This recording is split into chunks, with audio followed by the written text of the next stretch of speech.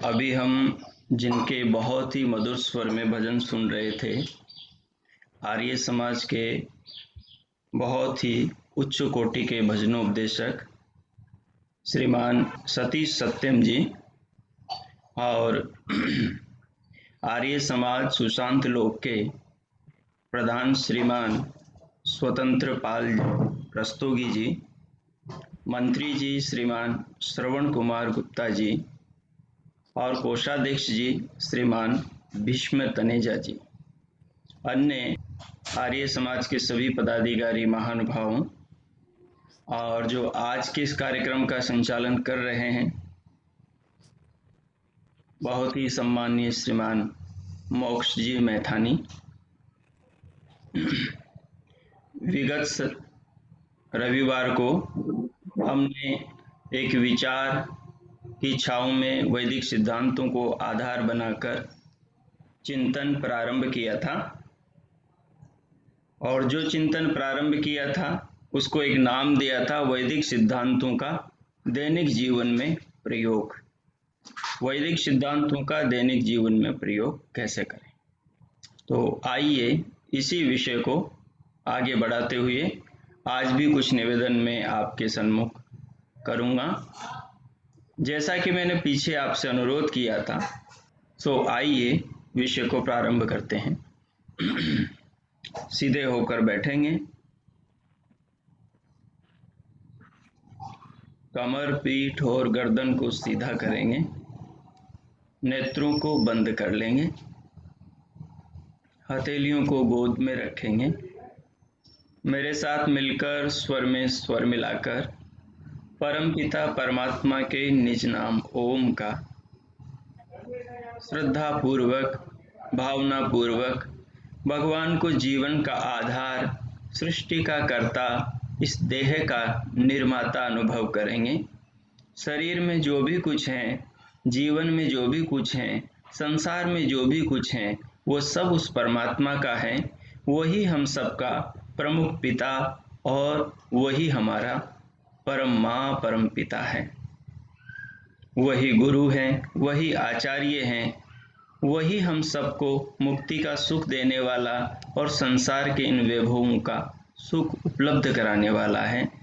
जो भी वस्तुएं हमारे जीवन में, हमारे उपयोग में, हमारे खाने पीने में आती हैं, हमारे जीवन में किसी न किसी रूप में सहायक बनती हैं, वो सारे पदार्थ उसी भगवान की व्यवस्था से संसार में, उसके नियमों, उसकी व्यवस्था से बनते हैं, बिगड़ते हैं, उत्पन्न होते हैं और विनाश को प्राप्त होते हैं।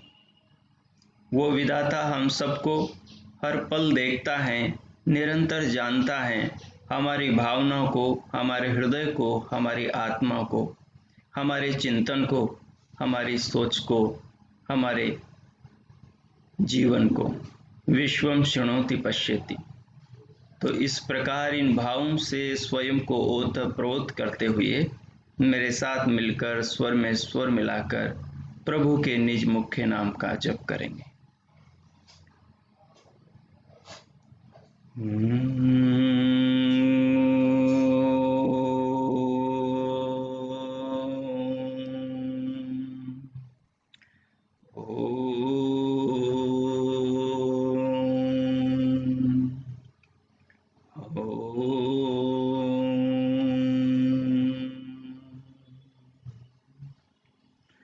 असतो मा सद्गमय, तमसो मा ज्योतिर्गमय, मृत्योर्मामृतं गमय। ॐ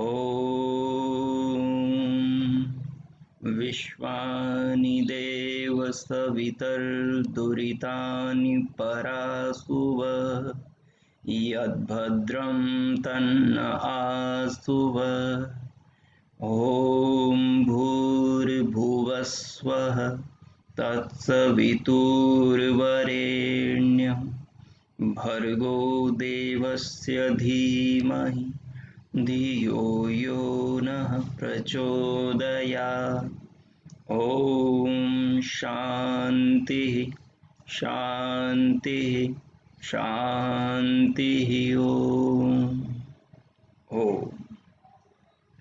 दोनों हाथों की हथेलियों का परस्पर घर्षण करें, पूरे मुखमंडल का स्पर्श करें। उंगलियों के मध्य से पलकें खोलते हुए इस पावन भाव के साथ भीतर से बाहर आ जाएं।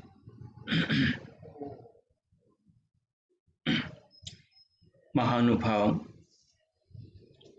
हम सब भगवान की व्यवस्था में, भगवान के संसार में, भगवान के दिए जीवन में और भगवान की बनाए इस देह के भीतर आत्म रूप में विराजमान हैं।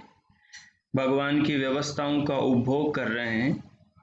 भगवान ने जो हमें इस शरीर में अंतःकरण बहिष्करण दिए हैं, उन उपकरणों के उपयोग से संसार का अवलोकन कर रहे हैं और संसार में भगवान के बनाए विविध प्रकार के पदार्थों का आनंद ले रहे हैं, उनका उपभोग कर लें। विधाता ने हम सबको इस संसार में मानव शरीर में इसलिए भेजा है कि हम अपनी आत्मा का ज्ञान करें, अपनी आत्मा को जानें, अपने आप को पहचानें। इस संसार के बनाने वाले भगवान को, जिसने इन चांद सूरज सितारों को बनाया है, सागर नदियों को, पहाड़ पर्वतों को बनाया है, वृक्ष लताओं को बनाया है, वन औषधियों को, फल फूल कंदमूलों को बनाया है, जिसने सुंदर संसार को, संसार में सारी व्यवस्थाओं को बनाया है, और जिसने मनुष्य के इस पिंड में अद्भुत आश्चर्यजनक व्यवस्था का निर्माण किया है, जो हमारी परिकल्पना से परे हैं।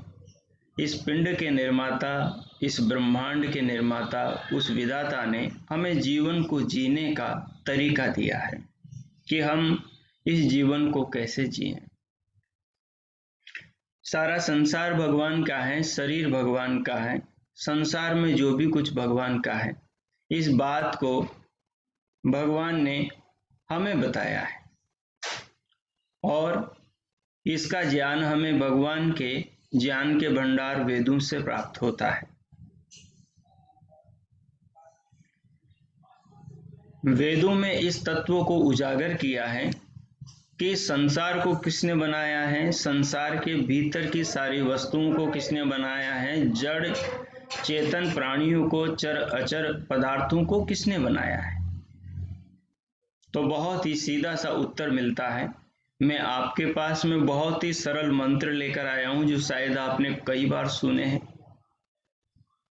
और जो कि सहज आपको ध्यान रहे, आपकी स्मृति में रहे, उन चीजों को आप व्यवहार में उभार करके जीवन में उनके अनुसार जी सके। यजुर्वेद के 40वें अध्याय का आत्मनि सूक्त का पहला ही मंत्र है, ईशावास्यम इदं सर्वं यत्किंच जगत्यां जगत् तेन त्यक्तेन भुंजीथा मा गृधः कस्यचित्। विधाता ईश्वर पार ब्रह्म परमेश्वर क्या कह रहे हैं प्रभु इस मंत्र में? ईशावास्यम इदं सर्वम यत्किंच जगत्याम जगत, जो ये संसार में चर अचर जगत है, चेतन प्राणी हैं, जड़ पदार्थ हैं, जो भी कुछ आंखों से दिखाई देता है, कानों से सुनाई देता है, नाक से सूंघने में आता है, जिह्वा से चखने में आता है, त्वचा के स्पर्श में आता है, इंद्रियों से मन के द्वारा आत्मा के जानने में आता है, वो जो भी कुछ इस सारे संसार में, धरती से सूर्य के बीच में, पूरे ब्रह्मांड में जो भी कुछ है, वो सब ईशावास्यम, ईश्वर ने मनुष्य के निवास के लिए, प्राणियों के सुख के लिए, प्राणियों के जीवन को धारण पोषण करने के लिए बनाया है। ईशावास्यम इदं सर्वम। प्रभु आगे क्या कहते हैं? तेन त्यक्तेन भुंजीता मां गृधः कस्यचित्। भगवान कहते हैं ये सब मैंने तुम्हारे लिए बनाया है, हम सबके लिए बनाया है, लेकिन इसे भोगने के नियम हैं, इसके उपभोग के नियम हैं, इसके खाने पीने के नियम हैं, इसको जीवन में ग्रहण करने के नियम हैं। नियम क्या है कि तुम जो भी भोगो उसे मेरा मानकर भोगो। अगर तुम उसे मेरा मानकर भोगोगे, त्याग पूर्वक भोगोगे, तो उससे क्या होगा? उससे ये होगा कि तुम्हारी आसक्ति नहीं बनेगी, तुम्हारे अंदर लोभ नहीं जागेगा। अगर तुम्हारे अंदर लोभ जागेगा तो तुम दूसरे के पदार्थ को भी अपना मानने लग जाओगे।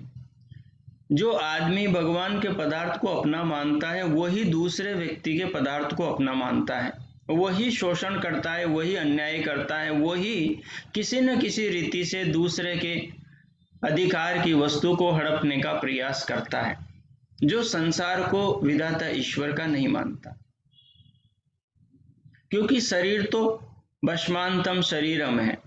शरीर नष्ट होने के बाद शरीर के साथ में क्या जाता है? कुछ भी नहीं जाता। जो यहाँ पर अन्याय अनीति करके मनुष्य ने इकट्ठा किया है, क्या उसको वो दूसरे जन्म में ले जा सकता है? बिल्कुल भी नहीं ले जा सकता, नहीं ले जा सकता। अच्छा, यहाँ जो अन्याय पूर्वक एकत्रित करके उसका उपभोग करके जो उसने सुख पाया है, इससे जो उसके अंदर पाप का एकत्रीकरण हुआ है, कर्मा से बना है, इस कर्मा से मिलने वाले फल को क्या वो अपने सामर्थ्य से रोक सकता है? इसलिए कहा किल्बे स्मर, अपने सामर्थ्य का विचार करो, कितना आपका सामर्थ्य है। हमारा सामर्थ्य क्या है? हम एक छींक को नहीं रोक सकते। हमारा सामर्थ्य क्या है? हमारे अंदर आने वाले किसी रोग विकार को हम नहीं रोक सकते। तो इसलिए मां गिरदह कस्य स्विद्दनम, मां गिरदह कस्य स्विद्दनम, दूसरे के पदार्थ पर लालच की दृष्टि मत बनाओ। जो कुछ संसार में है वो सब कुछ भगवान का है। तुम्हारे पास जो है वो भी भगवान का है, पड़ोसी के पास में जो है वो भी भगवान का है, तुम्हारे पहले जो था वो भी भगवान का है, तुम्हारे बाद में जो रहेगा वो भी भगवान का है। जो रावण के पास में था वो सब भी भगवान का था, और वो वहीं रह गया जहां पर वो था, लेकिन रावण नहीं रहा। जो कंस का था वो सब कुछ वहीं रह गया, जिसके लिए उसने इतना अत्याचार, अनाचार, भ्रष्टाचार, तमाम प्रकार का नरसंहार किया, वो सब कुछ वहीं रह गया जहां वो था। जो दुर्योधन के पास में था, धृतराष्ट्र के पास में था, जो कह रहा था कि एक सुई की नोक के बराबर भी तुम्हें नहीं दूंगा, वो कंगाल गया संसार से, उसके पास में कुछ भी नहीं साथ में गया, सब कुछ जहां का तहां छूट गया। सिकंदर जो विश्व विजेता होने का दंभ भरता था, और जो खूब जिसने नरसंहार, अत्याचार, अनाचार किए, जिसने लोगों के रक्त बनाए, बहाए, और अनगिनत महिलाओं, माताओं को, बहनों को विधवाएं किया, जिसने न जाने कितने धड़ों से सरों को अलग किया, कितने राजाओं के मुकुट पर अपना आधिपत्य किया, तो ऐसे व्यक्ति का सारा साम्राज्य, सारी संपदा इसी धरती पर है। जो नंद था, नंद का भी साम्राज्य इसी धरती पर है, लेकिन नंद अभी कहीं नहीं है। ये दुनिया के अंदर वास्तविक उदाहरण है। इंसान खोल के दृष्टि को इनको देखें कि सब कुछ भगवान का है, भगवान का था, भगवान का है, और भगवान का आगे भी रहेगा। जो इसे त्याग पूर्वक भोगेगा, विधाता का मानकर भोगेगा, आत्म उन्नति के लिए भोगेगा, सदमति से भोगेगा, उसके जीवन में कोई समस्या नहीं आएगी। और जो इसको इस रीति से नहीं भोगेगा, वो इस जीवन में भी दुख पाएगा, अगले जीवन में भी बंधन में बंधेगा। इसलिए भगवान क्या कहते हैं कि सब कुछ को मेरा मानो, संसार में जो भी कुछ है, जिसे तुम तुम्हारा कहते हो वो भी मेरा ही है। ये हमारा शरीर परमात्मा का शरीर है, हमारा शरीर परमात्मा का शरीर है। ये किसी प्रकार हमारा, हमारे माता पिता का और हमारे बच्चों का नहीं है, क्योंकि इसको हम में से किसी ने नहीं बनाया। जिसने दुनिया बनाई, जिसने वेदों का ज्ञान दिया, उसी ने इन सबको बनाया। इन सब के अंदर क्या क्या है उसका ज्ञान भी उसने दिया, इसलिए मानना पड़ता है ये सब कुछ उसने बनाया। शरीर में क्या है इसकी सारी सूचना उसके वेद ज्ञान में है कि शरीर में क्या क्या है, संसार में क्या क्या है, इसका सारा ज्ञान वेद में है, क्योंकि उसने बनाया, जिसने वेद बनाया। तो जिसने वेद बनाया जिसने वेद में संसार का ज्ञान दिया उसी ने संसार को बनाया। यदि उसने संसार को नहीं बनाया होता तो वेद में वो संसार का ज्ञान कैसे देता? इस जीवन, इस शरीर के भीतर के व्यवस्था और नियमों के बारे में, अंग प्रत्यंगों के बारे में बताओ, कैसे बताता? इस शरीर की एक एक इकाई के बारे में, कोशिका के बारे में वो जानता है, इसलिए उसने बताया है, क्योंकि उसने बनाया है। जो बनाता है वही उसके बारे में पूरा पूरा जानता है। जो नहीं बनाता, प्रयोग करता है, वो उसके बारे में पूरा नहीं जानता। तो हम प्रयोग कर रहे हैं तो हम नहीं जानते शरीर के बारे में, शरीर के भीतर की व्यवस्थाओं के बारे में, धरती के भीतर क्या क्या बन रहा है, सूर्य में क्या क्या हो रहा है, इन ब्रह्मांडों में, इन लोकांतरों में, इन व्यवस्थाओं में, अदृश्य जो बहुत सारी व्यवस्थाएं हैं उनमें क्या हो रहा है हमें नहीं पता, लेकिन भगवान को पता है। उन्होंने वेद में वो ज्ञान दिया है और ऋषियों ने उन चरणों के पीछे उन व्यवस्थाओं का अनुसरण करते हुए उन तत्वों को जाना और हमें भी बताया कि मेरे बच्चों, हमारे उन पूर्वज ऋषि ऋषिकाओं ने हमें उन तत्वों को बताया है कि तुम भी पा सकते हो जिनको हमने पाया है। इसलिए भगवान ने कहा, ईशावास्यम इदम सर्वम यत्किंच जगत्याम जगत तेन त्यक्तेन भुंजिथा मा गृदः कस्य स्विद्धनम। ये कह के प्रभु आगे क्या कहते हैं कि सब कुछ मेरा है, ये तुमने मान लिया, जान लिया, समझ लिया। अब तुम संसार को त्याग पूर्वक भोगोगे, ये भी तुमने ठान लिया, और लोभ लालच किसी के पदार्थ पर नहीं रखोगे, ये भी तुमने स्थिर कर लिया। अब इसके बाद में इस संसार का उपभोग कैसे करना है इसका तरीका भी बताया, कैसे संसार में रहना है। तो प्रभु कहते हैं, कुर्वन्यवेह कर्माणि जिजी विशेषतम समा एवं त्वयिनान्य तेतोस्ति न कर्म लिप्यते नरे। देखिए भगवान क्या कहते हैं कि कर्म करते हुए अपना कमाया खाते हुए 100 वर्ष तक, मतलब पूर्ण जीवन पर्यंत जीने की इच्छा करो।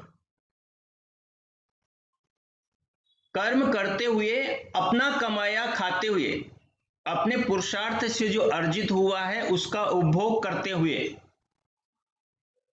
100 वर्ष तक, यानी पूरे जीवन को जीने की इच्छा करो। जब तक जियो तब तक कर्म करते हुए, किए हुए कर्म से जो प्राप्त है उसका उपभोग करो। यदि ऐसा करोगे तो बंधन में नहीं बंधोगे,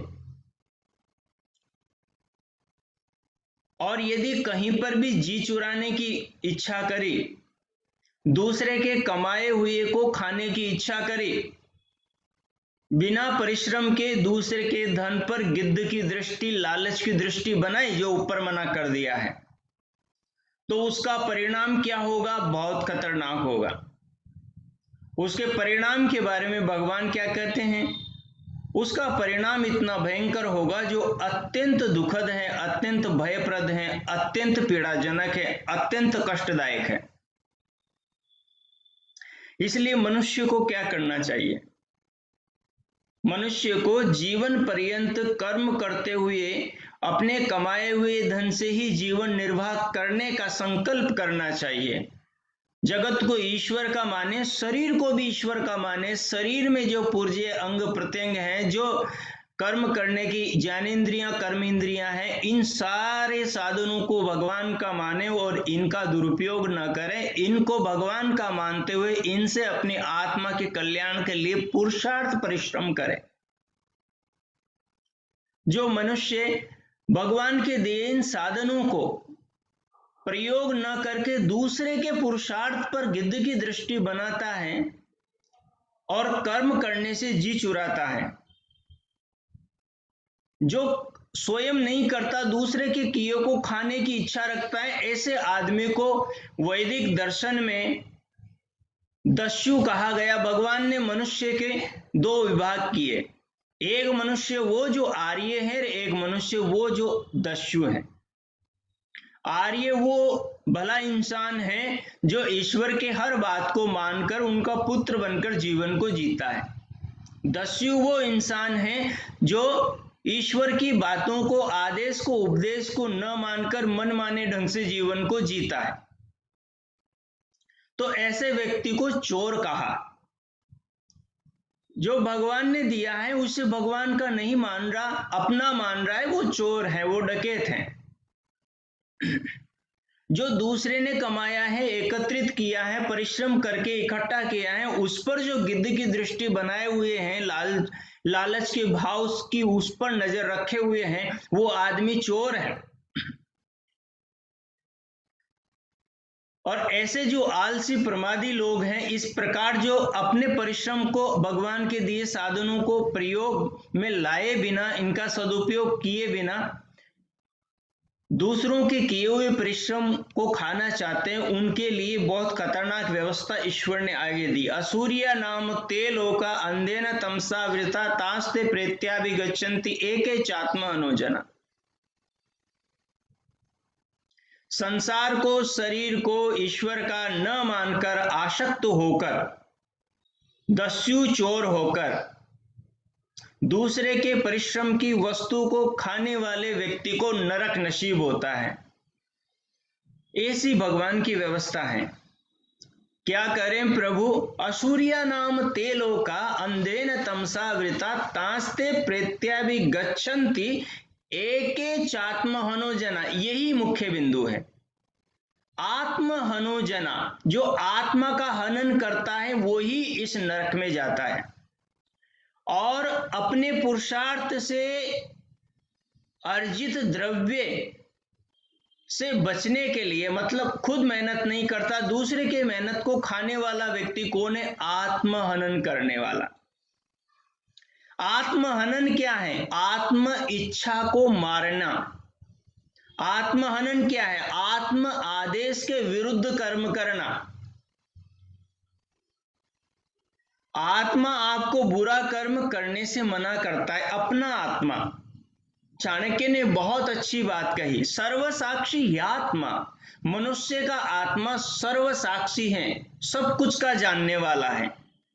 आत्मनः पापम आत्मैव प्रकाशयति। आत्मा ने जो पाप किए हैं शरीर के माध्यम से, इंद्रियों के माध्यम से, अज्ञान के कारण जो लालच में आकर आदमी ने काम किए हैं, उन पापों को आत्मा जानने वाला है। आत्मा तो मना करता है बुरा मत कर, लेकिन आदमी का स्वार्थ उस आत्मा से बुरा करवा देता है। हमारा जो अज्ञान है, ये अज्ञानी हमारा शत्रु है। ये अज्ञान की वृत्तियां ही हमारे आत्मा को अपने अधिकार में कर लेती है। जैसे बादल सूर्य के प्रकाश को ढांप देते हैं, वैसे ही अज्ञान हमारे विवेक को हर लेता है। इसलिए सर्वसाक्षी आत्मा, आत्मा सब कुछ जानता है। हम सब जानते हैं हमने पीछे क्या किया है, आज क्या कर रहे हैं और आगे हम क्या करेंगे या करने वाले हैं। क्या मन में हमारे योजना जीवन को लेकर बन रही है, आस पड़ोस को लेकर बन रही है, किसी की धन संपत्ति के बारे में बन रही है। क्या सोचकर हम जीवन को जी रहे हैं, कितना हम टैक्स बचा रहे हैं, कहां से चोरी करने का इरादा बना रहे हैं, कहां से हम छल कपट कर रहे हैं। ईश्वर तो देख रहा है, सर्व, वो तो सब कुछ जानता है। विश्वम शृणोति पश्यति, भगवान सबको देख रहा है। पश्यति, सबका दृष्टा है।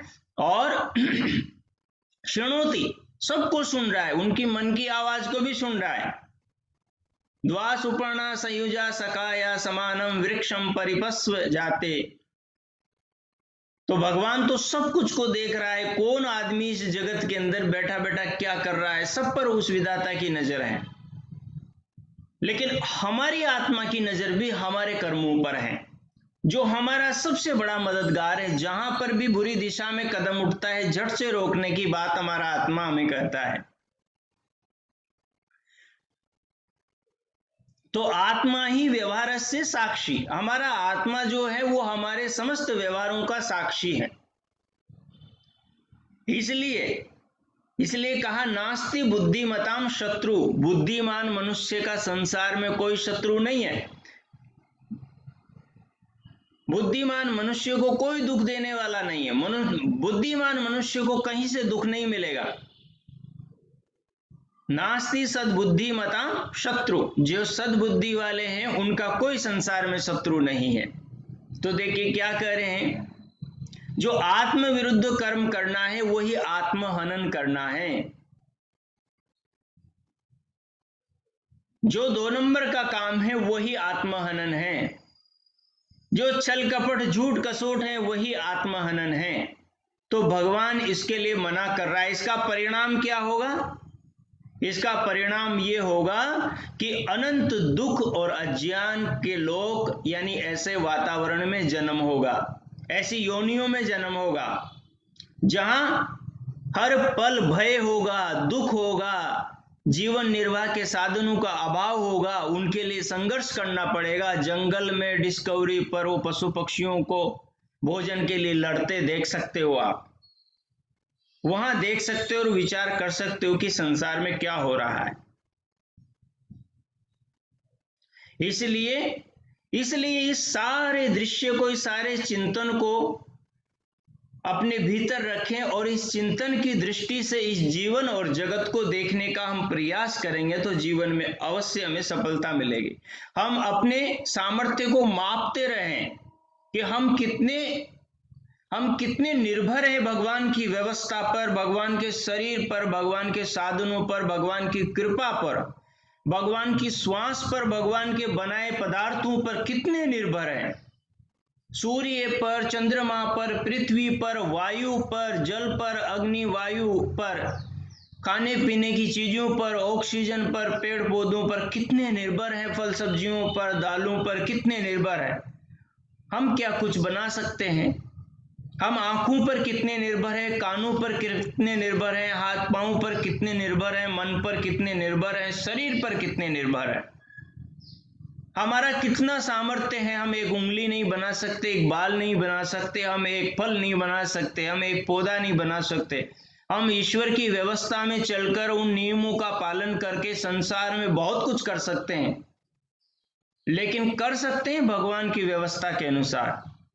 लेकिन भगवान के दिए पदार्थों को, भगवान के दिए शरीर और सामर्थ्य का दुरुपयोग करके हम पतन से अपने आप को नहीं बचा सकते, क्योंकि विधाता की व्यवस्था इतनी मजबूत है, जिसने सब कुछ किया, ये जीवन दिया, हम उसको चुनौती नहीं दे सकते। हम अन्याय, अनाचार, दुराचार करके, भ्रष्टाचार करके, हम दूसरे के पदार्थों को हत्या करके, हम दूसरों की व्यवस्थाओं पर अधिकार करके, हम नियमों को, व्यवस्थाओं को तोड़कर मनमाने ढंग से जीवन जीकर हम विधाता की व्यवस्था को चुनौती नहीं दे सकते कि हम यहां अन्याय करके आनंद से रह लेंगे और अगले जन्म में भी आनंद पालेंगे। इस जन्म में ये स्वतंत्रता का दुरुपयोग करके हम जीवन में पदार्थ जनित सुख पा सकते हैं, लेकिन ध्यान रखें, इस जीवन में तो अन्याय कर लिया, लेकिन इस अन्याय का फल अगले जन्म में भगवान देगा। तब क्या करोगे? जब रात भर वो कीचड़ के अंदर पशु बाड़े में बंधा रहता है, उसको खूब डांस, खूब मच्छर काटते, यहाँ एक मच्छर काटता है तो आदमी की क्या हालत होती हम सब जानते हैं। और रात भर वो पशु बाड़े में, कीचड़ में बंधा हुआ, रात भर उसको डांस काटते हैं, चीचड़े काटते हैं, कीड़े काटते हैं, गीले में खड़ा रहता है। हम जरा गीले में 2 घंटे कीचड़ में खड़े रह जाएं, फिर क्या होगा? हमें इस जगत को देखना चाहिए। जगत वेद का बहुत बड़ा भाष्य भगवान का है। जो इस जगत को ज्ञान की दृष्टि से पढ़ता है, उसके भीतर सद्ज्ञान पैदा होता है। इसलिए हम भगवान के पथ से चले। जो भगवान कहते हैं, क्या कहते हैं प्रभु? प्रभु कहते हैं अग्नि नय सुपताराय, सब कुछ मिलेगा, खूब धन मिलेगा, खूब वैभव मिलेगा, खूब आनंद मिलेगा, खूब सुख सुविधा मिलेगी। जो संसार में खाने पीने और भोगने के लिए पदार्थ हैं, वो सब कुछ तुम्हें मिलेगा। अग्नि नय सुपताराय, लेकिन भगवान के मार्ग पर चलने से मिलेगा। वो उस वैभव में भय नहीं होगा, उस वैभव में डर नहीं होगा, उस उपभोग के अंदर कोई संदेह, कोई किसी प्रकार की हानि नहीं होगी। लेकिन वो वैभव मिलेगा कैसे? वैदिक जीवन को जीकर, वैदिक सिद्धांतों के अनुसार दैनिक जीवन को जीकर मिलेगा। जो पिछले पाप किए उनका फल तो बीच बीच में मिलेगा, और वो मिलना भी चाहिए, नहीं तो आगे फिर भोगना पड़ेगा। तो अच्छा है उसको भोग कर इसी जीवन में खत्म किया जाए, क्योंकि इस जीवन में मनुष्य का जीवन ज्ञान प्रधान है। ये ज्ञान के द्वारा पिछले जन्मों में जो मनुष्य योनियों में जो बुरे कर्म करके पाप किए थे उनके पापों को इस जन्म में भोग सकता है, और नए भले अच्छे कर्म करके अगले जन्म में और भी उत्कृष्ट शरीर, अच्छे वातावरण, अच्छे माँ बाप के गर्भ में जन्म लेकर अपनी आत्मा को जानकर परमात्मा को पा सकता है।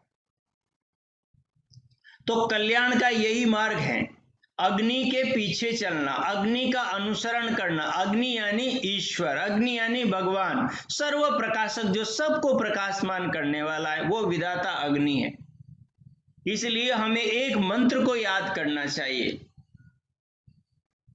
इस बात को अपना एक आदर्श बना लेना चाहिए कि मेरे को अपने भीतर की बुराइयों का नाश करना है, उनको भीतर से समाप्त करना है, उनको भीतर नहीं बचने देना है।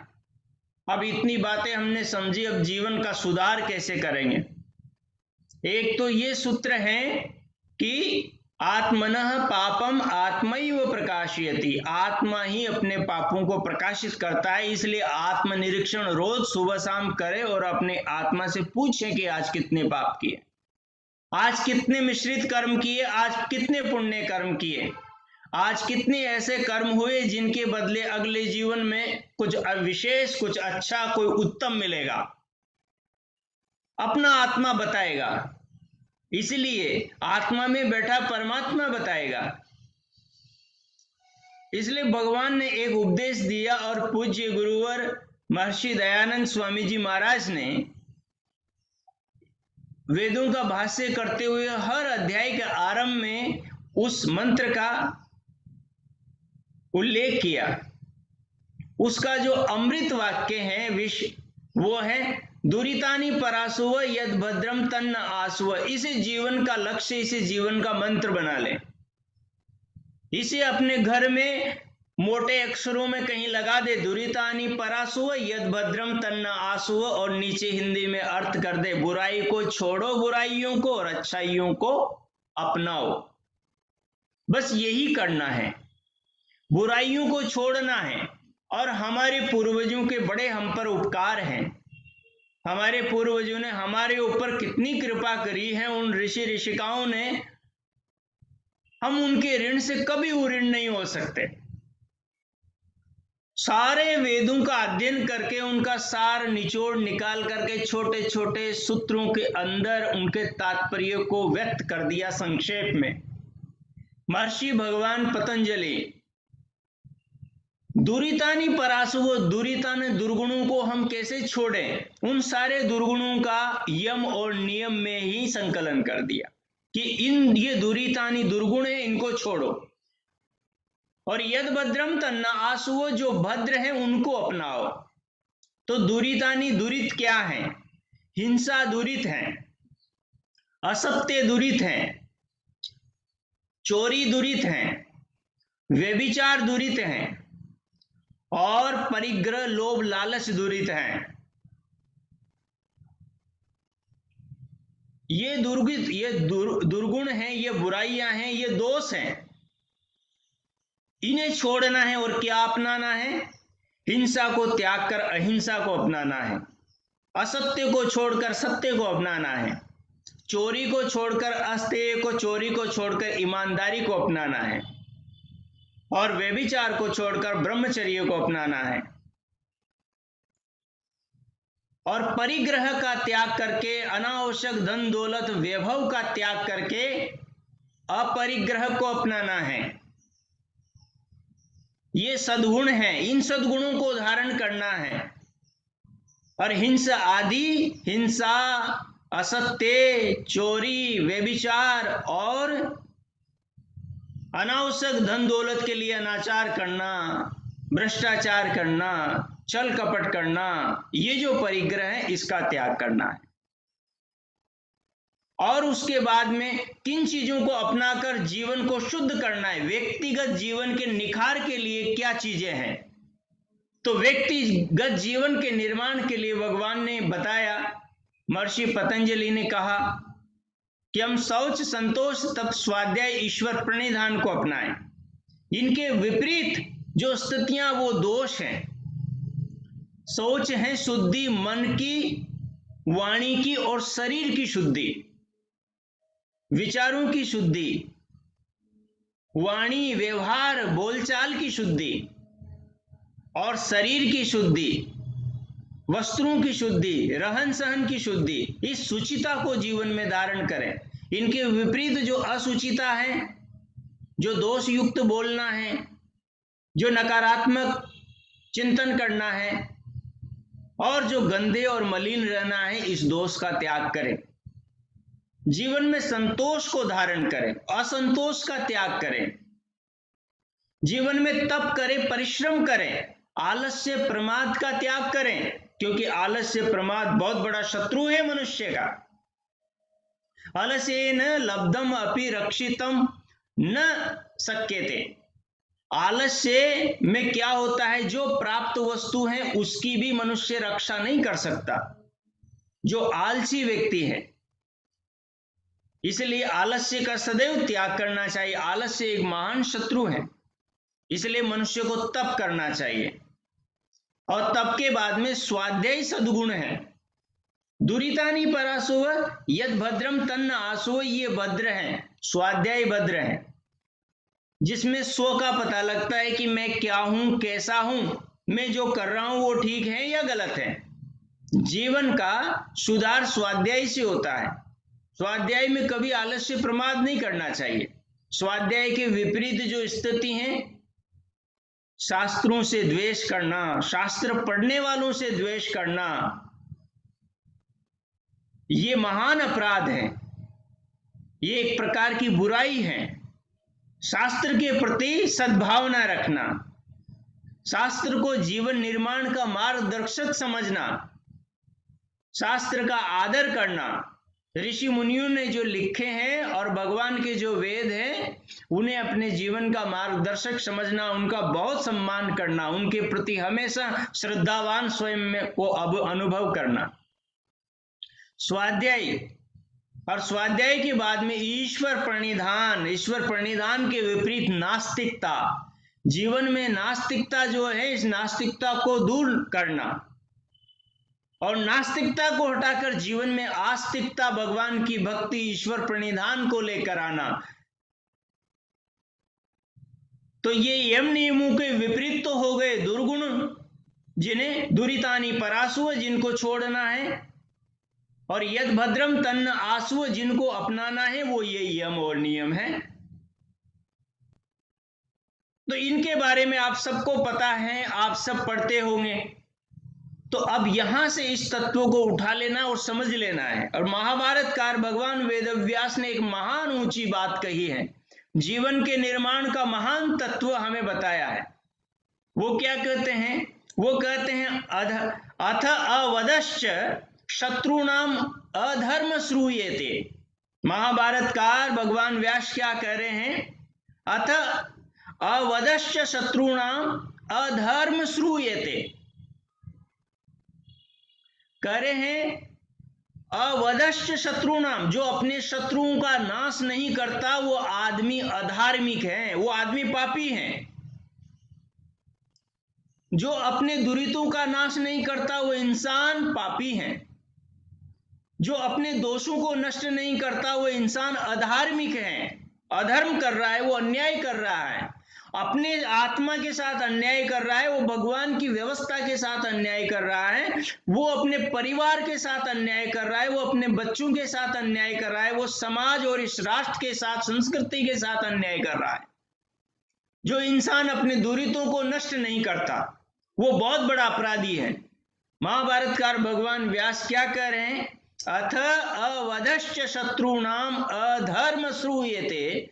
जो इंसान अपने दुरितों को दूर नहीं करता, उनका नाश नहीं करता, वो अधार्मिक है। ऐसा हमने विद्वानों से, आचार्यों, ऋषि मुनियों से और ईश्वर से वेद में सुना है। और आत्मनः पापम आत्मयो प्रकाशयति। आत्मा हमारा गुरु है, वो आत्मा हमें बता रहा है कि हम कितने अपराधी हैं, कितने अधार्मिक हैं, कितने दोषों का, कितने दुर्गुणों का, कितने विकारों को हमने अपने घर के अंदर, अपने हृदय में, अपने अंतकरण में स्थान दे रखा है। ये दुरित हमारे जीवन की शांति को भंग कर रहे हैं, हमारे जीवन के सुख चैन अमन चैन को बर्बाद कर रहे हैं, नष्ट कर रहे हैं और हमें जीवन के अंदर तड़पने पर मजबूर कर रहे हैं। लग 84 की जो योनियां हैं उनमें यही दुरित्व हमें लेकर जाते हैं, यही तो हमें मोक्ष से वंचित रखते हैं, यही तो हमें अपनी आत्मा के साक्षात्कार से वंचित रखे हुए हैं, यही तो हमें परमात्मा से मिलने नहीं दे रहे हैं। नहीं तो अब तक हम विधाता को पा लेते, लेकिन यही दुरित बीच में दीवार बनकर खड़े हुए हैं। इसलिए हमें क्या करना है, इन दुरितों का नाश करना है। तो ये अंतिम का जो मंत्र है, इस मंत्र को आपको ध्यान रखना है। ये एक श्लोक का वाक्य है, मंत्र इसलिए कह रहा हूं क्योंकि ये एक महर्षि वेदव्यास का, भगवान वेदव्यास का विचार है। समय हमारा पूर्ण हुआ, 2-4 मिनट उससे ऊपर हो गए, तो मैं आपसे अनुरोध करूंगा कि ये जो तत्व है, जो अंतिम में मैं अनुरोध कर रहा हूं आपसे कि अथ अवदश्य शत्रुणाम अधर्म श्रूयते, इस एंगल से, इस दृष्टि से जीवन में व्यवहार करें आप, और कोई भी ऐसा अपराध न हो जिसका परिणाम हमारे लिए बुरा हो। तो इस प्रकार से ये जगत भगवान ने बनाया है। जगत में जो कुछ है सब भगवान का है। हमारा शरीर, हमारे माँ बाप, खाने पीने की चीजें, तमाम संसार में जो भी जगत, जगती में जगत है, जो भी पदार्थ हैं, सब कुछ प्रभु के हैं, सब कुछ ईश्वर का है।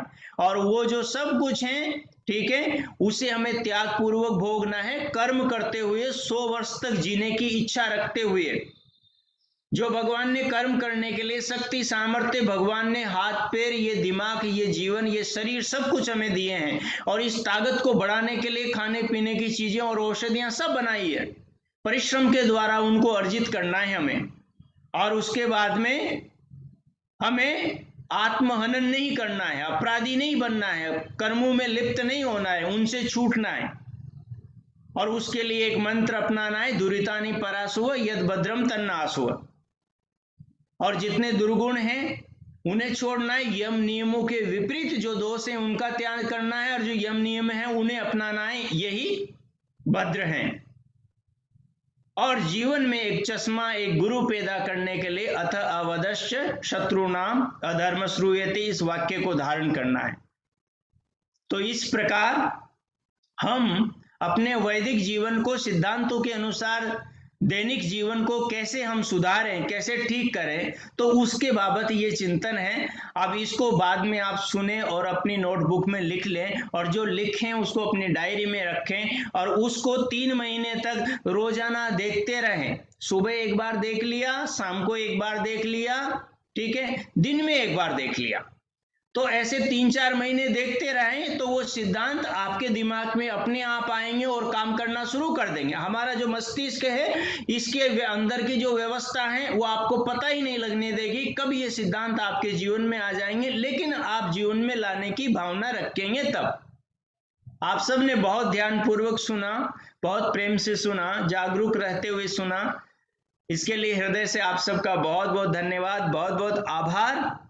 और जिनकी व्यवस्था से मुझे आप सबके बीच में ये निवेदन करने का अवसर मिला, उनके प्रति मैं हृदय से बहुत आभार और कृतज्ञता व्यक्त करता हूं। धन्यवाद श्रीमान प्रधान जी का, श्रीमान मंत्री जी का, श्रीमान कोषाध्यक्ष जी का, और संचालक महोदय श्रीमान मोक्ष जी का, माता सविता मेथानी जी का। बहुत बहुत धन्यवाद। इति ओम शम।